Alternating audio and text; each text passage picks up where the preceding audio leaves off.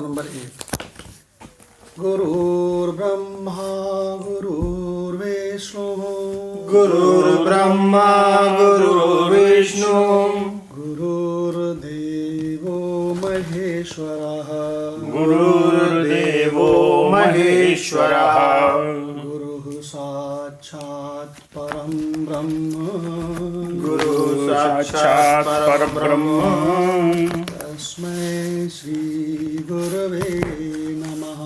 तस्मै श्री गुरवे नमः। अर्थ भावार्थ है, गुरु तत्व ब्रह्मा है, गुरु तत्व विष्णु है, गुरु तत्व ही शंकर है, गुरु तत्व ही साक्षात पर ब्रह्म है। ऐसे गुरु तत्व को मैं प्रणाम करता हूँ।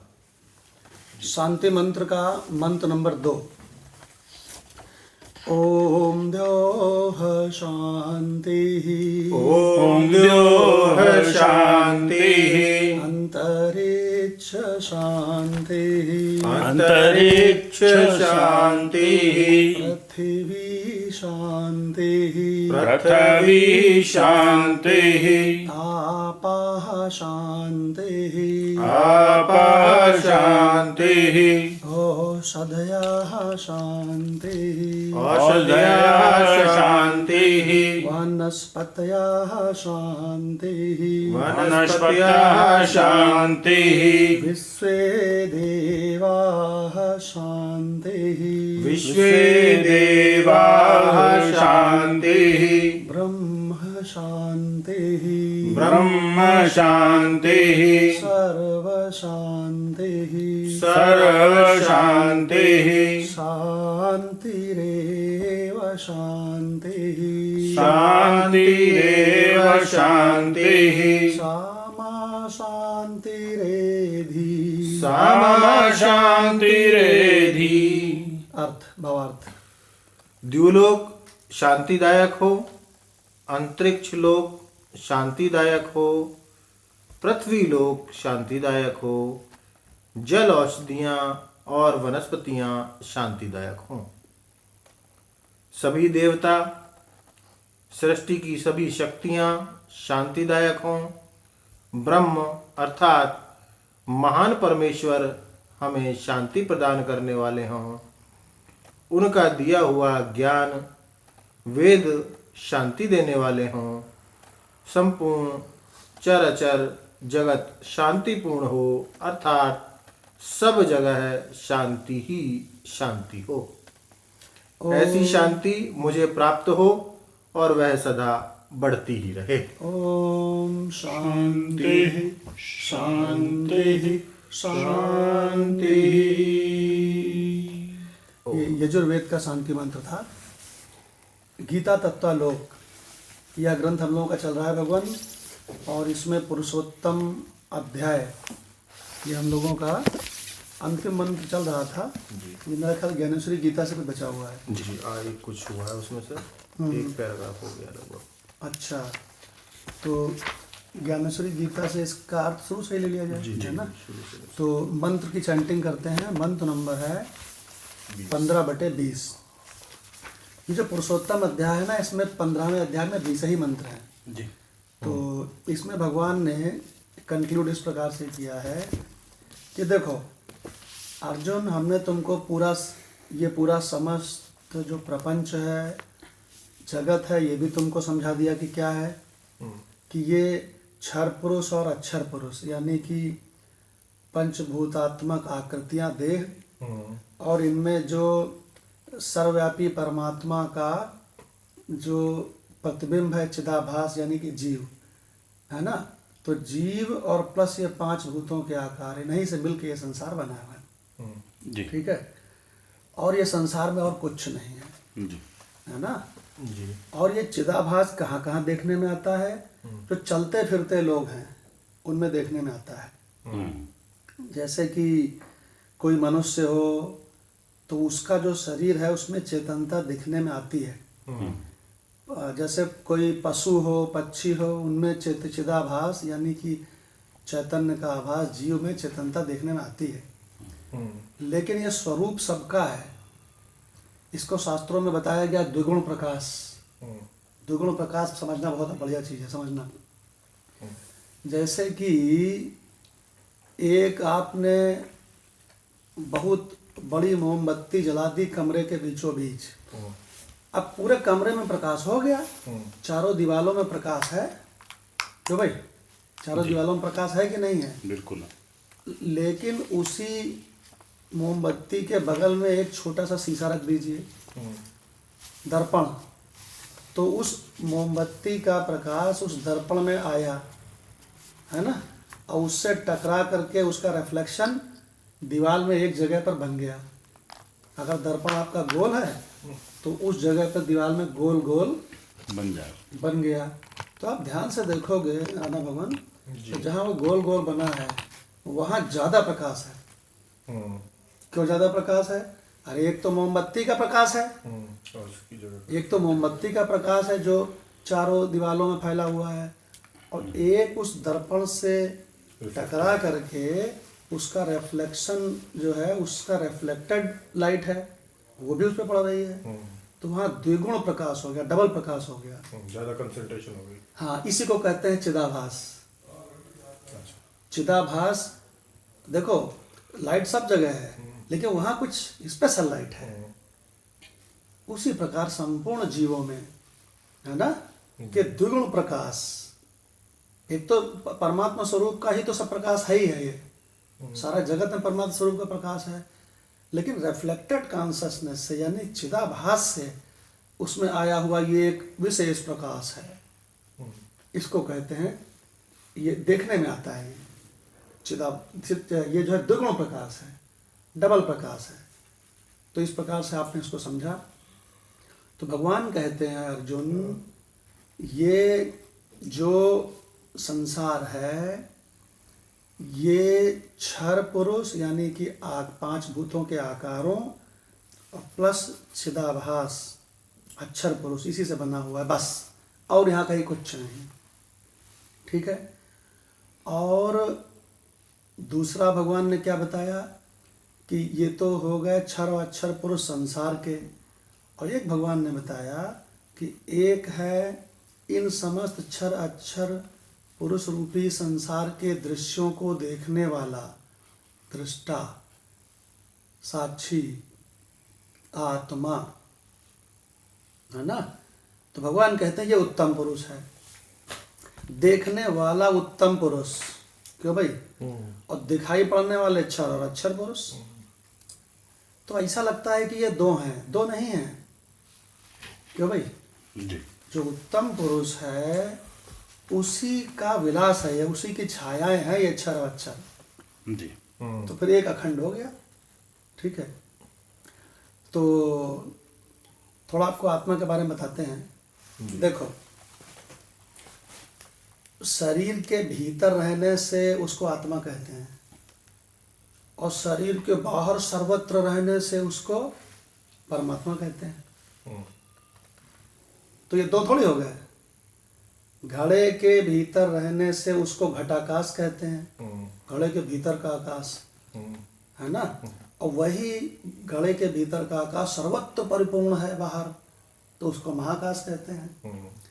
लेकिन अगर विचार करके देखिए तो घटाकाश और महाकाश ये क्या दो आकाश हैं? एक अखंड आकाश है। एक। उसी प्रकार से देह के भीतर रहने से सब जने कहते हैं आत्मा, मेरे आत्मा को बड़ा संतोष हुआ, मेरा आत्मा नहीं गवाही दे रही है काम करने को, ऐसा कहती है ना।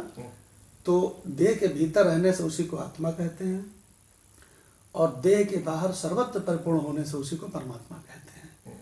लेकिन ये आत्मा और परमात्मा ये दो चीजें थोड़ी हैं। जैसे घटाकाश और महाकाश दो चीजें नहीं है, एक अखंड वस्तु है, ऐसे आत्मा और परमात्मा भी एक अखंड वस्तु है।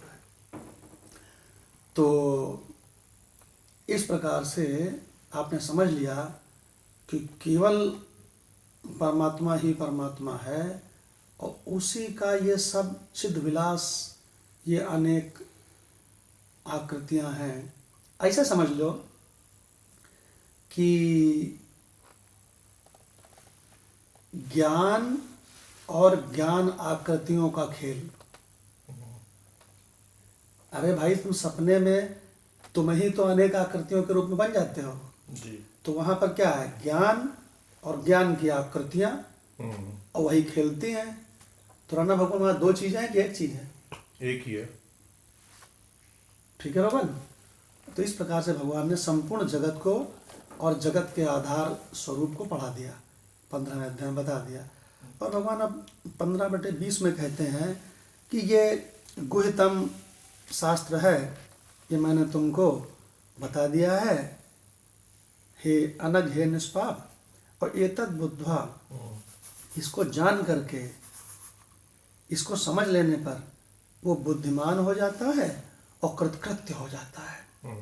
कोई उससे कहे तुमको हम बहुत बढ़िया तुम्हारा हम ब्याह करवा देंगे, तो कहेगा ना भैया ना, जी। नहीं करना है। तो बोले भैया तुमको हम बहुत ऊंची पोस्ट में फलानी जगह पर नौकरी दिलवा देंगे, वो कहता है ना भैया ना, मुझे नहीं करनी है। अरे तुमको हम न जाने कितने, एक ऐसा प्रोजेक्ट है जिसमें तुमको बहुत सारे मकान मिल जाएंगे, वो कहता ना भैया ना। तो कहते हैं क्यों ऐसा कह रहे हो? तो कहता है हमने जगत को खूब अच्छी तरह से समझ लिया है, तो इसलिए मैं जगत की किसी भी चीज की आकांक्षा नहीं करता। तो कहता भैया हमको सरल शब्दों में बता दो तुमने क्या समझ लिया है, जी। जरा हम भी तो समझें। तो कहता देखो ध्यान से सुनो, जब सिंह आता है, शेर आता है, तो कुत्ता हड्डी अपनी जो चबा रहा था उसको लेके भागता है, और भाग करके किसी कोने में किसी जाके दुबक करके वहां पर बैठ जाता है। क्यों बैठ जाता है? कि हमको हड्डी से बड़ा सुख मिलेगा। लेकिन वो कुत्ता ये नहीं जानता है कि उसी के अपने गलफड़े कट जाते हैं हड्डी चबाने से, उससे रक्त निकलता है और उसी रक्त से उसको स्वाद आता है। तो जब उसको स्वाद आया तो वो कुत्ता जो है, वो कुत्ता है ना, गधा है ना, वो सोचता है कि हमको ये स्वाद, ये खूब बढ़िया बढ़िया गरम गरम रक्त निकल रहा है, बढ़िया नमकीन नमकीन, रक्त का स्वाद हल्का नमकीन होता है, कभी जीभ कट जाए तो मिल सकता है आपको। तो वो सोचता है क्या बढ़िया स्वाद आ रहा है। तो भगवान वो उसको स्वाद को लेकर के सोचता है हड्डी से आ रहा है, लेकिन वो उसका अपना ही रक्त का उसको स्वाद आ रहा है। तो कह रहा समझो भैया, इसी तरह से ये जगत में जितना भी ये विषय हैं 5 भूतों के, जी। इनमें कहाँ से सुख आ गया? है ना भगवान? मिट्टी के ढेले में सुख कहाँ से आ जाएगा बताओ? जड़ है, तो सुख आ ही नहीं सकता। भगवान बहुत ध्यान से समझना, जब आपको बहुत तेजी से पेशाब लगती है तो आप पेशाब जब कर लेते हो, मूत्र त्याग कर देते हो, तो आप मालूम क्या कहते हो? आनंद आया। जब आपको लैट्रिन लगती है तेजी से, तो आप माधव भगवान लैट्रिन का त्याग जब कर देते हो तो कहते हो आनंद आया। उसी प्रकार से भोग भोगने के बाद आप वीर का त्याग कर देते हो तो कहते हो आहा बड़ा आनंद आया। तो तुमने जो ये जो तुमको आनंद आया, ये विषय तो जड़ है, तो आनंद कहाँ से आया? अपने से आया। तो कहता देखो भैया, ये कुत्ता जो है ना, जीव कुत्ता है, वो कह रहा ना हमें नहीं चाहिए विषय भोग, तो क्यों नहीं चाहिए?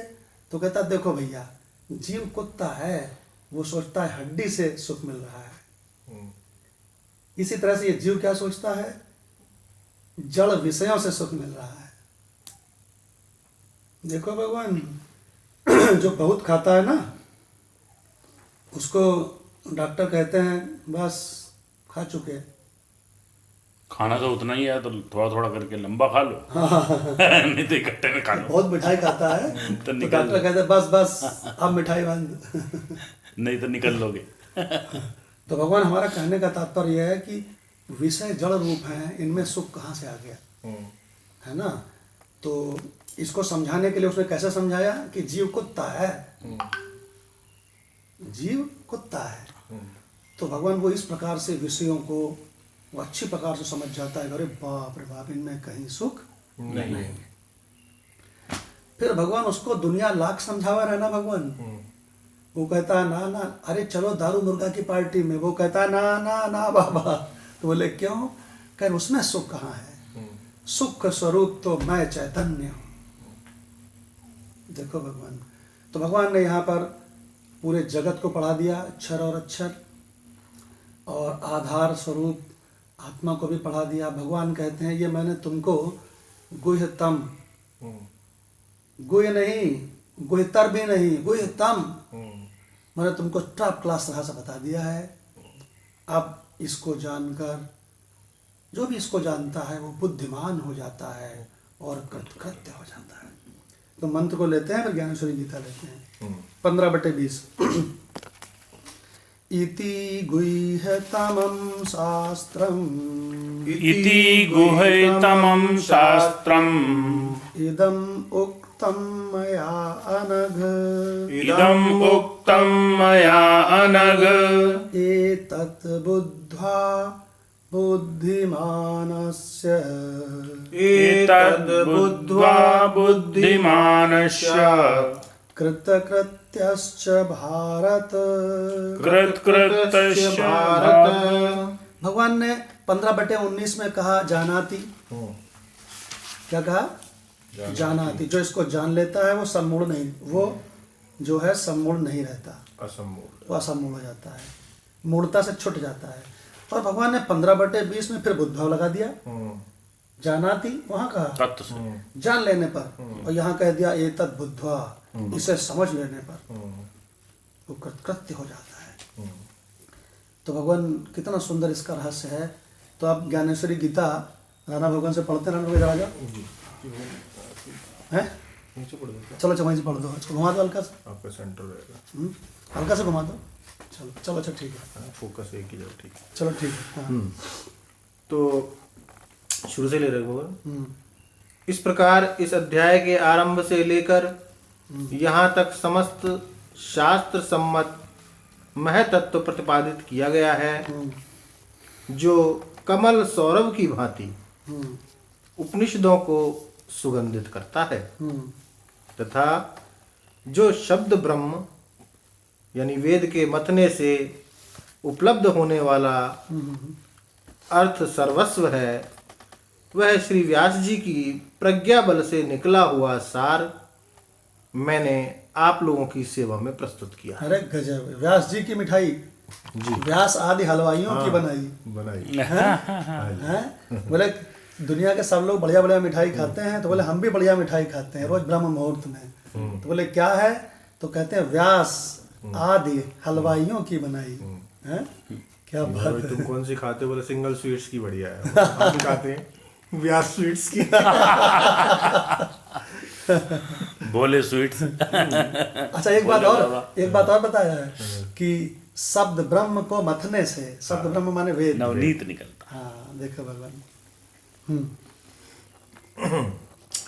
यह ज्ञान अमृत की गंगा है, अरे वाह, अथवा आनंद रूपी चंद्रमा की 17वीं कला है, गजब। अथवा विचार रूपी क्षीर सिंधु से प्रकट हुई नवलक्ष्मी ही है। वाह, यही कारण है कि वह अपने पद, शब्द समूह, वर्ण अक्षर तथा अर्थ रूपी जीवन प्राण से मेरे अलावा और कुछ जानती ही नहीं। इसके समक्ष क्षर और अक्षर ये दोनों ही करबद्ध उपस्थित रहते हैं, पर यह भूल कर भी उनकी ओर नहीं देखती, तथा उसने अपना सब कुछ मुझ पुरुषोत्तम को ही समर्पित कर दिया है। क्या बात है। इसलिए इस जगत में यह गीता मेरी आत्मा की एकनिष्ठ पतिव्रता है। अरे वाह वाह वाह। और उसी का श्रवण आज तुमने किया है। वास्तव में यह शास्त्र वर्णातीत है, पर इस संसार पर विजय पताका फैलाने वाला यही एक शस्त्र है। जिन मंत्राक्षरों से आत्मा का स्फुरण होता है वे इसी गीता के हैं। पर हे अर्जुन, आज जो मैंने तुमको इस शास्त्र के संबंध में बतलाया है सो यह कृत्य कैसा हुआ? आज मैं मानो अपने गुप्त धन का भंडार ही तुम्हारे सामने खोल कर रख दिया हूं। क्या बात है, बहुत बढ़िया।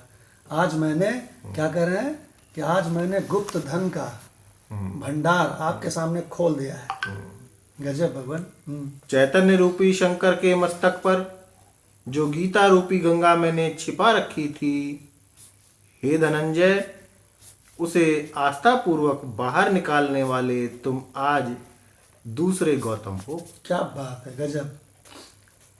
खूब अच्छी तरह से मेरा शुद्ध स्वरूप दिखलाने के लिए हे पार्थ, आज तुम मेरे सम्मुख रखे हुए दर्पण की भांति हो रहे हो, अथवा जैसे चंद्रमा और तारागणों से भरे हुए आकाश को सागर अपने जल में प्रतिबिंब रूप से ले आता है, ठीक वैसे ही आज तुमने गीता सहित मुझे भी अपने अंतःकरण में प्रतिबिंबित कर लिया है। अरे गजब है, गजब। क्या कह रहे हैं? कह रहे हैं कि अर्जुन, खूब अच्छी तरह से मेरा शुद्ध स्वरूप दिखलाने के लिए आज तुम मेरे सामने रखे हुए दर्पण की तरह हो। मतलब आज से हम तुम एक हो गए। तो तुमने स्वरूप समझ लिया। तो स्वरूप समझने के बाद अगर एक घटाकाश स्वरूप समझ ले कि मैं महाकाश हूँ, और उस नगर में 200-400 और घटाकाश हो, तो सारे घटाकाश अपना स्वरूप समझ लें तो सब एक समझ जाएंगे हम एक है महाकाश है। बिल्कुल। देखो तो पहुंचे पहुंचे सब एक मत हो जाएंगे। हाँ, तो देखो वो गुरु कृतकृत्य हो रहा है कि हमको कितना बढ़िया शिष्य मिला है। ये जो इंद्रियों से नहीं जहाँ निगाह जाती वहां इसकी निगाह जा रही है। ये समझ गया स्वरूप क्या है। हे सुभट अर्जुन, तुम में जो तृणात्मक मल था वह अब मिट गया है और तुम गीता सहित मेरे निवास स्थान बन गए हो। क्या बात है। परंतु इसका मैं क्या वर्णन करूं? जो मेरी इस ज्ञान रूपी लता को जानता है उसे सारे मोहों से छुटकारा मिल जाता है। हे पांडुसुत, जैसे अमृत रूपी नदी का सेवन करने से वह सारे रोगों का नाश करके अमृतत्व प्रदान करती है तथा व्यक्ति को सर्वथा सुखी करती है, ठीक वैसे ही इस गीता का सम्यक ज्ञान हो जाने पर यदि मोह का क्षय हो जाता है तो इसमें आश्चर्य ही क्या है। क्या बात है, क्या बात है। साधु कहते हैं इस गीता का सम्यक ज्ञान हो जाने पर अगर मोह का क्षय हो जाए तो इसमें क्या आश्चर्य है। भगवान क्या बढ़िया लाइन है। निसंदेह या गीता जो आत्मज्ञान करा देती है उससे व्यक्ति को आत्म स्थिति में भी प्राप्त हो जाती है। इसमें गीता का भी वर्णन आ गया। गीता का मतलब महिमा आ गया। हाँ, यस। में चल रहा है। निसंदेह यह गीता जो आत्मज्ञान करा देती है उससे व्यक्ति को आत्म स्थिति भी प्राप्त हो जाती है, और जब व्यक्ति को वह आत्मज्ञान प्राप्त हो जाता है तब उसके कर्म भी यह समझकर सा आनंद लय को प्राप्त हो जाते हैं कि अब इस ज्ञान के कारण हमारी आयुष भी पूर्ण हो गई। अरे वाह वाह वाह। काम क्या बाकी रहा। हाँ, काम क्या बाकी रहा, कह दिया।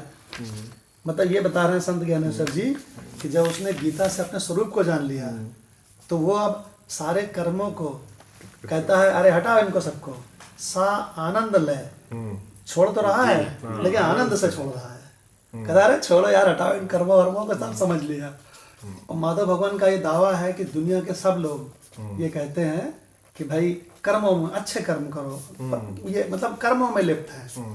लेकिन भगवत गीता आत्मज्ञान करा करके आपको कर्मों से छुड़ा दे। बल्कि मल कह दिया। अभी कहा है इसमें त्रिगुणात्मक मल हाँ, हटाने का नाम आत्मज्ञान है। मतलब और जितने भी भगवान सत्संग और सो कॉल्ड चल रहे हैं वो सब गुणों का आधान करने के लिए उपाधि में वो चल रहे हैं। और यहाँ पे उन त्रिगुणात्मक जितने भी तीनों गुण हैं, रजो हो, तमो हो या हमारा सत्व हो, तीनों को हटाने की प्रक्रिया को ज्ञान कहते हैं। यस, इसका बिल्कुल मतलब बदल गया परिप्रेक्ष्य। इसका मतलब भगवत गीता का मुख्य उद्देश्य क्या बोलते हैं, तमो से रजो में आओ, रजो से सत्व में आओ, और सत्व से उसको भी छोड़ करके अपने गुणातीत स्वरूप में आ जाओ। ये है इसका। गुणों को मल कह दिया। क्या बढ़िया बात है जी भगवान। जैसे खोई हुई वस्तु के मिल जाने पर उसको ढूंढने की क्रिया भी समाप्त हो बहुत जाती है। बढ़िया, बहुत बढ़िया। ठीक वैसे ही जिस समय कर्म मंदिर पर ज्ञान कलश चढ़ता है, उस समय कर्म भी स्वतः बंद हो जाते हैं। साफ साफ कह दिया कि नहीं, कर्मों से छुट्टी पावा, वो छुट्टी छुट्टी पावा। और यही कारण है कि ज्ञानी व्यक्ति के करने का अन्य कोई कर्म अवशिष्ट नहीं रह जाता। फिर कह दिया पनिया भरन से छूटी। अब क्या करता है भगवान, अब वो अपने शरीर का जब तक प्रारब्ध बचा है तब तक जो भी सहज रूप से उसको करना है सो करता है, और जो नहीं करना है सो नहीं करता है। फिर भगवान उसको मंदिर न जाने से कोई पाप नहीं मानता है, और ऊपर से कोई किसी को दान देने से कोई पुण्य नहीं मानता है, और उसको सत्संग आदि की जरूरत नहीं रहती है, उसको शास्त्रों आदि की जरूरत नहीं रहती है, क्योंकि शास्त्रों का परम उद्देश्य तो यही था ना कि वो परमात्मा स्वरूप का दर्शन करा दे, और उसने करा दिया, तो अब शास्त्रों का क्या जरूरत है। और भगवान आपको बता दें, उसको तो बोलने की भी जरूरत नहीं है, वो तो जितना मौज आए बोलता है, नहीं बोलता है। जब हमारे हंसानंद जी पहले 1 घंटे सुनाते थे जी, बाद में धीरे धीरे धीरे वो भगवत 40 मिनट सुनाने लगे, फिर आधा घंटे सुनाने लगे, और बाद जब उनका बाद का टाइम आया ना, और तो अवस्था चलती चली गई, तो भगवान 15-20 मिनट सत्संग सुनाते थे बस। तो साइलेंट हो जाता। देखो भगवान, हमने आपको बताया था इस संसार की सारी प्रवृत्तियों का फल क्या है, निवृत्ति। छुट्टी पावा, छुट्टी पावा, छुट्टी पावा। और ये आपको हम बार बार बता चुके हैं, सारा पूरा का पूरा संसार स्वार्थ की नींव पर खड़ा है। ये हम नहीं बता रहे हैं। आत्मानस्तु कामाय सर्वम प्रियम भवतु। अपनी अनुकूलता के प्रेमी सब यहाँ हैं। वो कल किसी ने भेजा था, शायद सतीश भगवान ने भेजा था, कि साथी सगे सब हैं यहाँ पर स्वार्थ के संबंध से। बिल्कुल। और आगे क्या कहते हैं, निस्वार्थ सदगुरुदेव हैं, सच्चे वही हितकार हैं। भगवत देखिए, अब लेकिन इस रहस्य को समझेगा भी वही जो जिसके अंदर पवित्रता होगी, नहीं तो इंसान समझता नहीं है। वो कहता नहीं तो इनका क्या पता, ये स्वार्थ हो, ऐसे बोल देता है वो। कुछ ना कुछ तो। हाँ जी भगवान। जो दिखता है ना उसे खोने का डर लगा रहता है। हाँ, हो जाएगा, खोने का डर लगा रहता है। यस। अच्छा, ये इस पेज को पढ़ने के बाद सतीश भगवान से अगला पेज पढ़ इसका सुनेंगे, है ना। राणा भगवान 595 सुनाएंगे, फिर सतीश भगवान से पेज 596 सुनेंगे। जी भगवान। बस यही सब बातें अनाथों के सुहृद भगवान श्री कृष्ण ने कही। भगवान के इस वचन रूपी अमृत से अर्जुन का अंतःकरण लबालब भर गया। अरे वाह वाह वाह। और वह अमृत उस अंतःकरण से बाहर निकलकर प्रवाहित होने लगा। ओवरफ्लो हो गया भाई। गजब भाई। और वही अमृत श्री व्यासदेव जी की अनुकंपा से संजय के हाथ लगा था। देखो, इधर भगवान कृष्ण ने कृपा करी अर्जुन के ऊपर, और वहाँ व्यास जी ने कृपा करी एक संत था संजय, जो धृतराष्ट्र के आगे बैठा था। व्यास जी ने उतनी ही कृपा उसको कर दी, पूरी दृष्टि दे दी। यहाँ बिल्कुल जैसे कि समझ लो कि लाइव टेलीकास्ट हो रहा है उसके सामने, ऐसे वो सामने वाली दीवार पे पूरा देख रहा है कि ये भगवान का विराट रूप है, और ये अर्जुन है ना, और ये भगवान ने अर्जुन से कहा, ये अर्जुन ने भगवान से कहा। तो इसका मतलब भगवान की जितनी कृपा अर्जुन के ऊपर है, बिल्कुल ठीक उतनी कृपा व्यास जी वहां पर संजय के ऊपर वहां पर कर रहे हैं, और कर दी। आपने सुना होगा, हनुमान जी जब पहुंचे थे सीता माता को खोजते हुए, तो जब वो वहां पे पहुंचे तो एक उन्होंने घर देखा जिसमें आंगन में चारों तरफ लिखा था राम राम राम, और बीच में देखा था तुलसी का वृक्ष। तो कहे अरे ये इन राक्षसों के असुरों के बीच में ये कौन रहता है? हैं? जैसे कि दांतों के बीच में, कठोरों के बीच में एक बड़ा कोमल जीव रहती है। तो वहां खिड़की से झांके तभी उनकी नींद खुली, उन्होंने कहा राम राम। तो बोले इससे मिलूंगा। हनुमान जी क्या बोले? इनसे मिलूंगा, साधु से होए न कारज हानि। साधु से मिलने पर कार्य बिगड़ता नहीं है। अच्छा। हाँ हाँ। अगर बुरे आदमी से मिलोगे, बुरे आदमी को तो मिलना तो दूर है, बताना भी नहीं चाहिए। बनता हुआ बिगड़ जाएगा। शास्त्रों में एक जगह ये सब बंद हो गया है। वो कहेगा ऐसे ऐसे अनएथिकल वाला ये वाला तरीका बताएगा वो बिगाड़ देगा। भाई ज्वाइन करो। वो बिगाड़ देगा भाई। सतीश भगवान कहाँ तक की बात सुनी थी? फिर ऑफ हो गया था। कौन? उसको वो कर दो। माइक। हाँ तो सतीश भगवान कहाँ तक की बात सुनी? लैटिन करा दो, लैटिन। हाँ विकास भगवान जी। जी भगवान, पेज नंबर 495 कंप्लीट किया था। अच्छा ठीक है। नहीं, वो बात चल रही थी कि व्यास जी ने संजय पे कृपा की। हाँ साधु से होए न कारज हानि। इसके आगे अच्छा। हाँ, उससे आगे था भगवान के वो एक हनुमान जी जब पहुंचे उधर लंका में, तो वहाँ तो पे साधु से मिले। चारों तरफ, हाँ जी, बीच में एक पौधा था तुलसी का, वहाँ पे बात हुई। हाँ तो हनुमान जी मतलब ये हमारा लोग का दूसरा एपिसोड शुरू होता है यहाँ से। तो हनुमान जी जब गए सीता माता की खोज करने, तो उन्होंने देखा कि एक ऐसा घर है वहाँ पर, है ना, लंका में, जहाँ पर राम राम राम लिखा हुआ है चारों ओर। और उन्होंने देखा वहाँ तुलसी का पौधा एक बड़ा सुंदर बीच में लगा हुआ है। तो उन्होंने झांक करके वहाँ देखा, तो देखा कि उनकी विभीषण की नींद खुली और बोले राम राम राम। तो जब राम राम बोले तो हनुमान जी के मुंह से निकला क्या था वो सुनो। साधु से होए ना कारज हानि। अच्छा, ये बात चल। इसका मतलब ये है कि जो संत होता है, साधु होता है, बढ़िया आदमी होता है, उससे कभी भी किसी कार्य का नुकसान नहीं होता है। लेकिन जो दुष्ट होता है उससे तो कोई बात बतानी भी नहीं चाहिए। ये भी लिखा है शास्त्रों में। क्या लिखा है? मंत्र की भांति अपने जो भी तुम कार्य कर रहे हो, जो भी टारगेट तुम्हारे पास में है, मंत्र की भांति अपने बात की रक्षा करनी चाहिए। Don't disclose it unless and until you achieve it. ये भी लिखा है। लेकिन हनुमान जी ने उसको यहाँ पे काट दिया है। क्या कहा? क्या साधु से कर सकते? अगर बढ़िया कोई आदमी मिले, संत हो, उससे बताओ तो वो तुमको और उसका सहायता करेगा, उससे नुकसान नहीं होगा तुम्हारा। तो जी भगवान, ये 595 पूरा कर लीजिए, फिर सतीश भगवान से 596 सुनेंगे। जी हो गया। तो भगवान सतीश भगवान 596 ले लीजिए।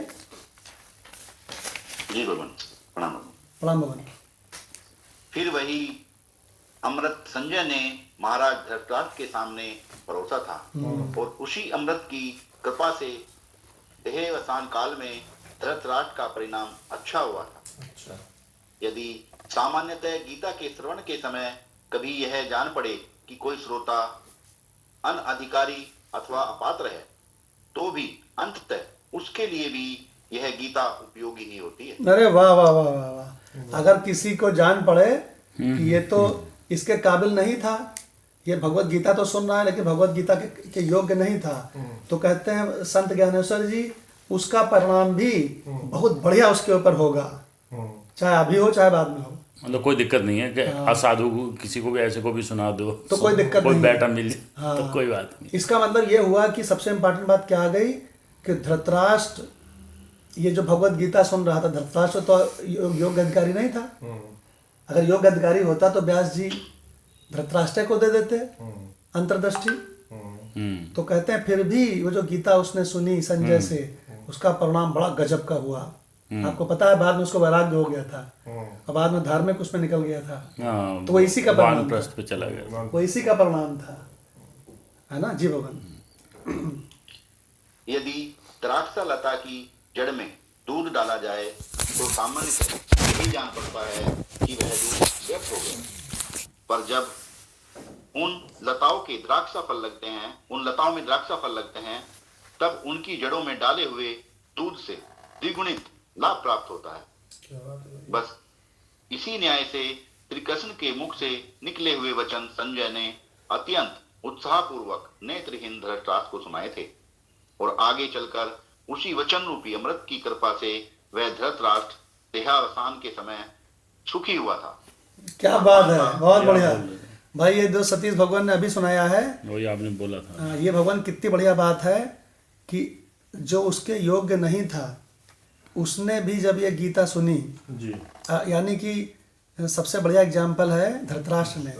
तो धृतराष्ट्र ने गीता सुनी तो इसलिए अंत में जा करके उसको भी विवेक हुआ, वैराग्य हुआ, संतों के संग रहे और उन्होंने सब दुनियादारी छोड़ी। उन्होंने कहा सब बेकार है, ये सब बेकार है। तो वो भगवत गीता जो उसको सुनाई गई, देखो वो अंत में उसके लिए कल्याणकारी भाई। क्या भगवान जी, भगवान जी, सतीश भगवान।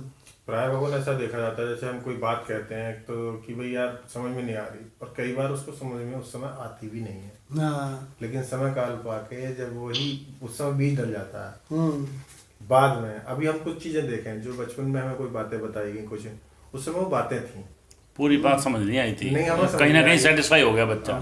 बस पिताजी ने बोल दिया या गुरुजनों ने बोल दिया भाई तो ठीक है मान ली।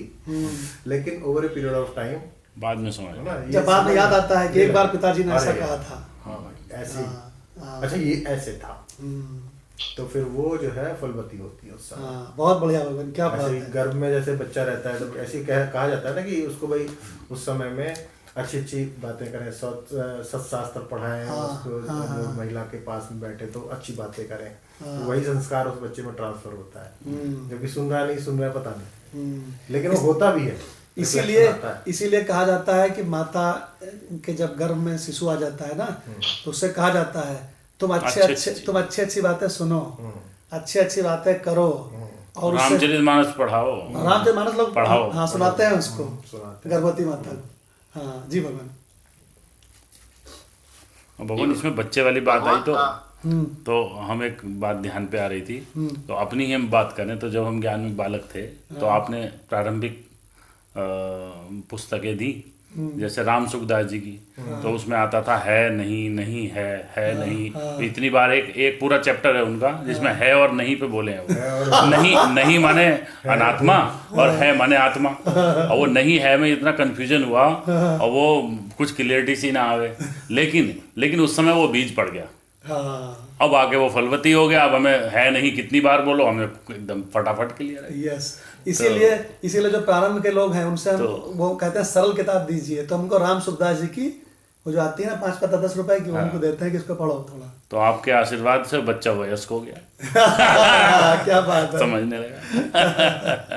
जी भगवान जी। भगवान का वही वचन अमृत मैंने देसी भाषा में अपनी सामर्थ्य के अनुसार यहाँ सब लोगों के समक्ष रखा है। यदि सेवती पुष्प का रूप देखा जाए तो उसमें कोई ऐसी चीज नहीं दिखाई देती जो अरसिकों के लिए विशेष रूप से मनमोहक हो, पर जो लोग मधुप की भांति रसज्ञ होते हैं वे पुष्पों का रस स्वादन करना जानते हैं और इच्छा अनुसार उन्हें लूटते हैं। इसलिए जो सिद्धांत प्रमाण सिद्ध हो उन्हें तो आप लोग स्वीकार कर लें, और जिसमें कोई कमी अथवा त्रुटि हो उन्हें मेरे पास ही रहने दें। अरे वाह वाह वाह, क्योंकि तुम्हें जो समझ आए क्योंकि ठीक समझ न होना मुझ सदस्य बालकों का स्वभाव ही है।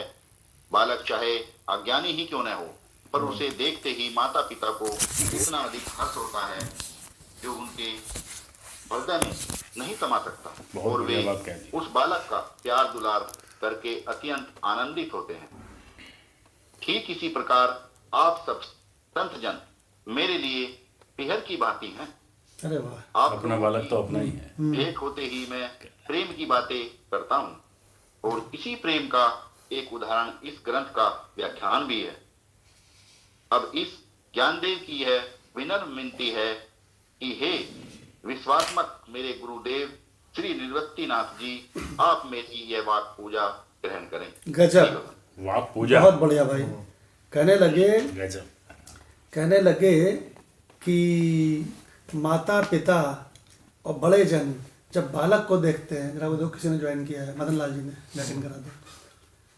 तो ऐसा है कि जब एक बालक को देखकर उसके माता पिता और बड़े लोग बड़े खुश होते हैं, तो उसी प्रकार से ये सभी संत जन मुझको, जो मैंने आपको अपने समझ के अनुसार गीता सुनाई है, उस पर आप सब लोग प्रसन्न हो और मुझको उसी तरह प्रेम दें।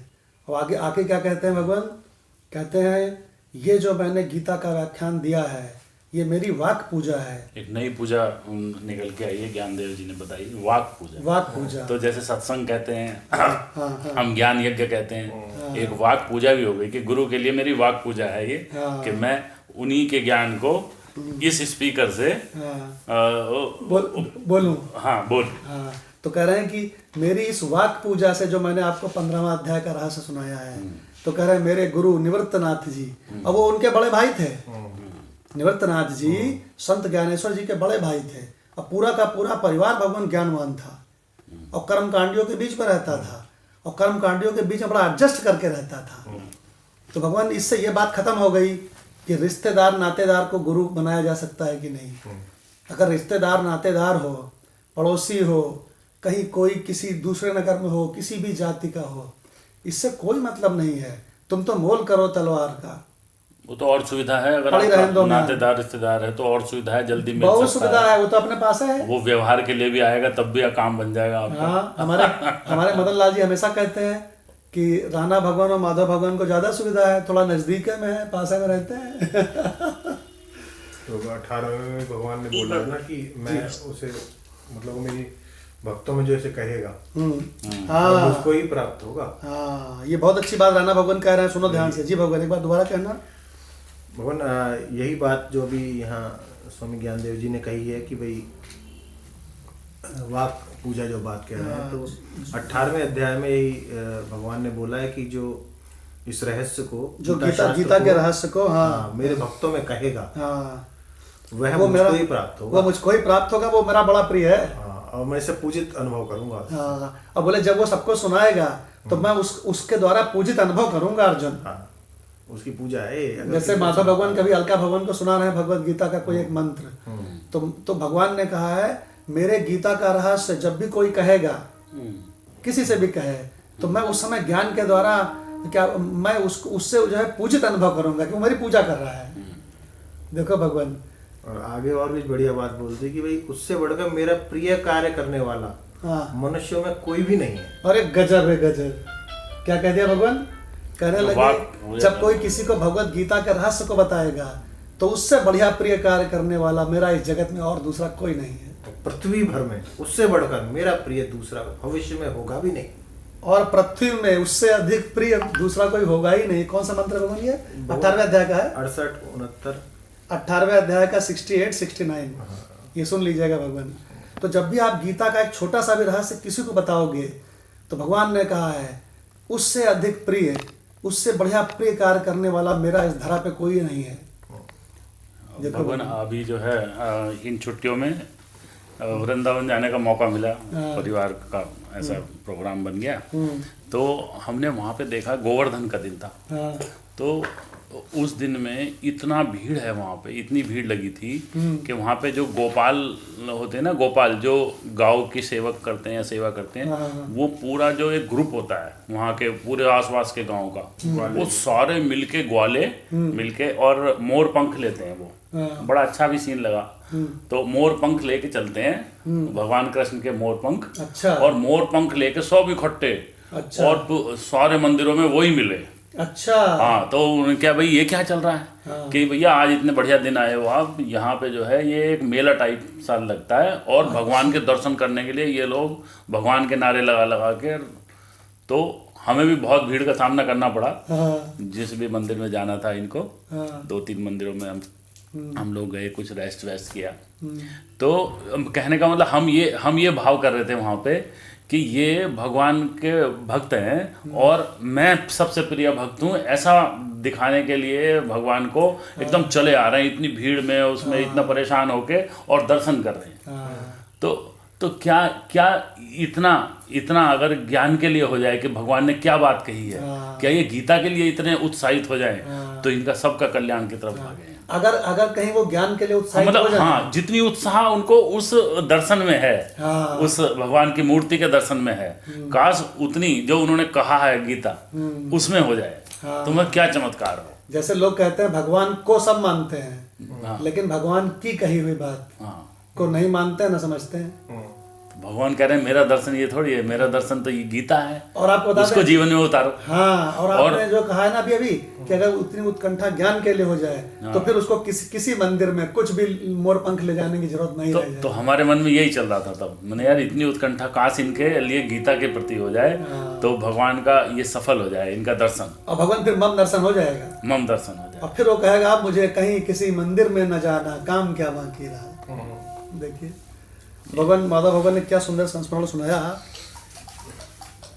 तो अब भगवान हम लोग का ये 15वां अध्याय यहाँ पे समाप्त होता है, 16वां अध्याय प्रारंभ होने जा रहा है। ओम श्री परमात्मने नमः अथ षोडशो अध्याय। तो टाइम कितना हो गया है? अभी हो सकता है एक मंत्र। तो भगवान 16वें अध्याय का मंत्र नंबर 1, अभयम सत्व संशुद्धि, अभयम सत्व संशुद्धि, ज्ञान योग व्यवस्थिति, ज्ञान योग व्यवस्थिति, दानम दमः च यज्ञः च, दानम दमः च यज्ञः च, स्वाध्यायः तपः आर्जवम्, स्वाध्याय तप आर्जवम्। जी भगवान माधव भगवान से अर्थ सुनते हैं इसका। जी, ओम श्री परमात्मने नमः अथ षोडश अध्याय अर्थात 16वां अध्याय। प्रधान विषय इसमें लिए गए हैं 1 से 5 तक फल सहित देवी और आसुरी संपदा का कथन है। 6 से 20 तक आसुरी संपदा वालों के लक्षण हैं और उनकी अधोगति का कथन है। जब आसुरी प्रवृत्ति रखेंगे तो अधोगति ही होगी। 21 से 24 तक शास्त्र विपरीत आचरणों को त्यागने और शास्त्र के अनुकूल आचरण करने के लिए प्रेरणा है। तो इसका मतलब 16वें अध्याय में मंत्र नंबर 21, 22, 23, 24 ये 4 ऐसे मंत्र हैं। वो कह रहे हैं शास्त्र के अनुसार चलो, अगर शास्त्र के विपरीत चलोगे तो तुम्हारा पतन होगा, इसलिए शास्त्र के अनुसार जीवन जियो। एक तरह से संसारी के लिए कल्याण का मार्ग प्रशस्त कर रहे हैं इसमें। यस, तो ये भी कह दिया कि दैवी संपदा को ग्रहण करो, आसुरी संपदा को छोड़ो।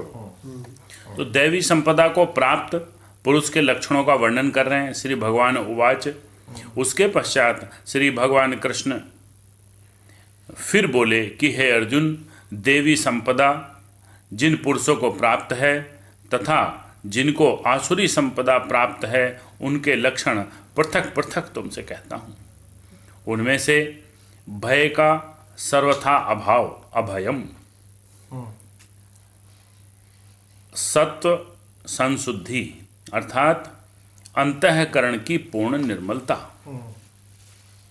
तो साधक को इनको चेक करते रहना चाहिए अपने अंतःकरण में क्या हालत है कि भय का सर्वथा अभाव हो, अभयम अभय हो, अंतःकरण की पूर्ण निर्मलता उसके पास हो, सत्व संशुद्धि, ज्ञान योग व्यवस्थिति अर्थात तत्व ज्ञान के लिए ध्यान योग में निरंतर दृढ़ स्थिति हो। बहुत टॉप क्लास पॉइंट आ गया भगवान। तत्व ज्ञान के लिए मतलब पागल हो जाए। हाँ, हम तो ये कहेंगे कि मुझे चाहिए तत्व ज्ञान। मतलब अभी जो आपने माधव भगवान ने सुनाया था वो गोवर्धन वाला प्रसंग, मंदिर वाला, तो उसमें आपने क्या कहा था कि जितना वो मंदिरों के लिए परिश्रम कर रहा है, काश उतना ही उसको तत्व ज्ञान के लिए, भगवत गीता के लिए, रहस्य के लिए उसके अंदर लगन लग जाए। तो भगवान यहाँ भी भगवान ने बता दिया कि दैवी संपदा क्या है, ज्ञान योग व्यवस्थिति। क्यों भाई, ज्ञान योग के लिए वो तरस है। एक उसको ये लगे कि हम मदन लाल भगवान का एक सत्संग सुन लेते हैं तो मजा आ जाएगा, ये 5 मिनट सार्थक हो जाएंगे। हम एक जगदीश भगवान का एक ये मंत्र का अर्थ सुन लेते हैं तो मजा आ जाए। ये राणा भगवान के जो रमण महर्षि के प्रश्न उत्तर हैं, अगर इनको हम सुन लेंगे तो मजा आ जाएगा। क्या बढ़िया रहस्य है। और वो कंचन भगवान, काली भगवान, वो आलू वाले बाबा के क्या बढ़िया रहस्य भेज रहे हैं। अरे यार, बढ़िया आसानी से यूट्यूब में उपलब्ध है। ऐसे 2 बार उंगली मारी, सामने आ गया। तो क्या बात है, मजा आ जाए भाई। और सीमा भगवान के क्या बढ़िया आजकल वो चल रहे हैं। तो भगवान आपका कहीं समय आसुरी संपदा में तो नहीं जा रहा है। यही कहते हैं भगवान कह रहे हैं दैवी संपदा में लगाओ। जी भगवान। च दानम, और सात्विक दान। सात्विक दान को भी यहाँ नीचे समझाया गया है शायद। दानम और दमः, इंद्रियों का दमन। सम दम उप्रति तितिक्षा में भी दम आता है। इंद्रियों का दमन करने का, उसको कंट्रोल हो इंद्रियों पे अपना।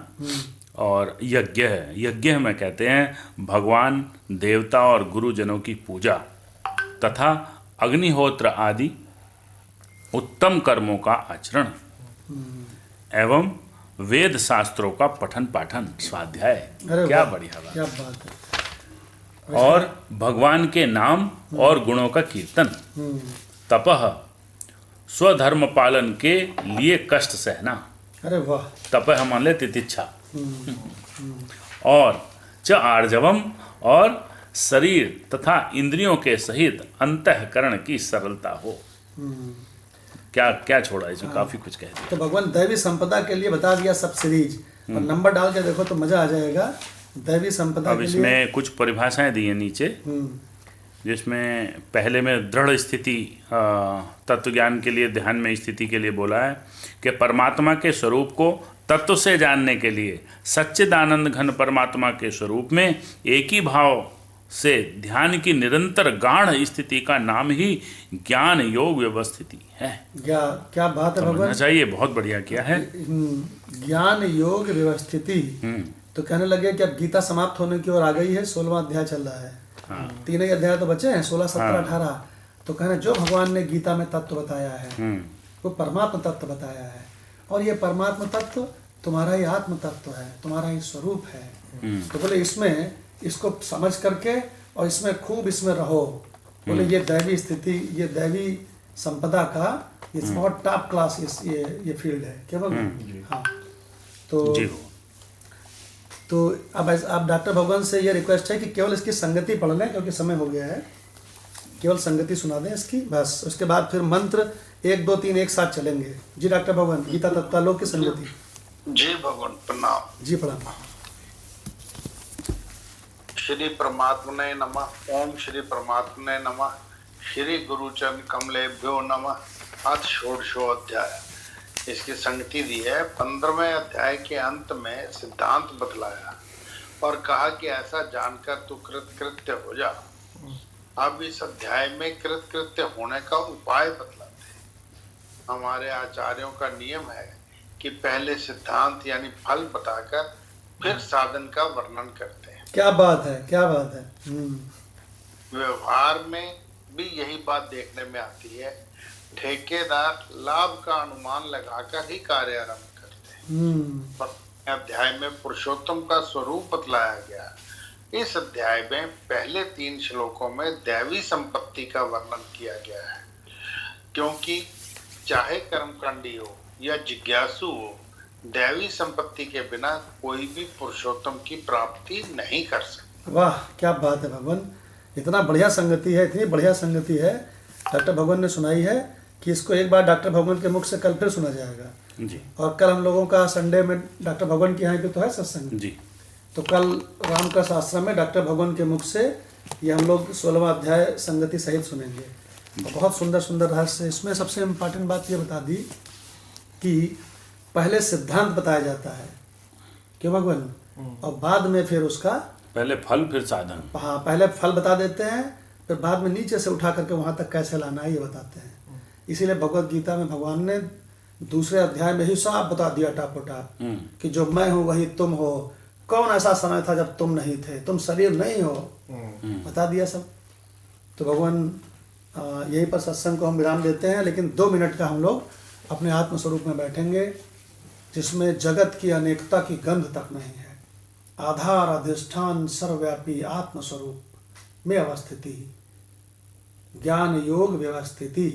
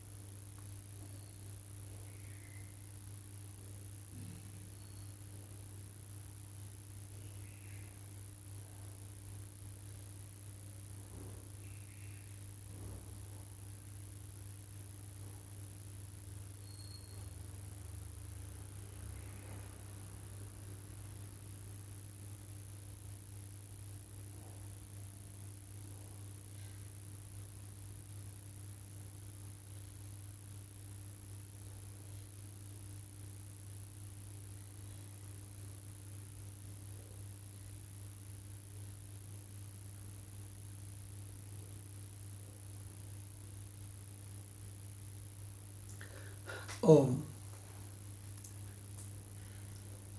जिस तत्व को पहचान पर्दा मोह का हट जाए है, जल जाए हैं सब कर्म और चित्त जड़ ग्रंथि की जड़ कट जाए है।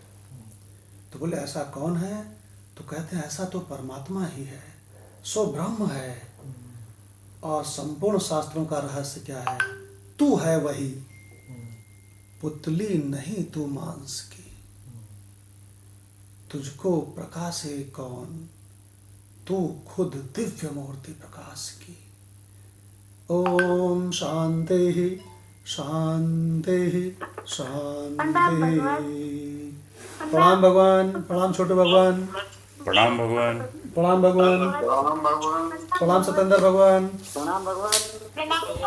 प्रणाम मंगत भगवान,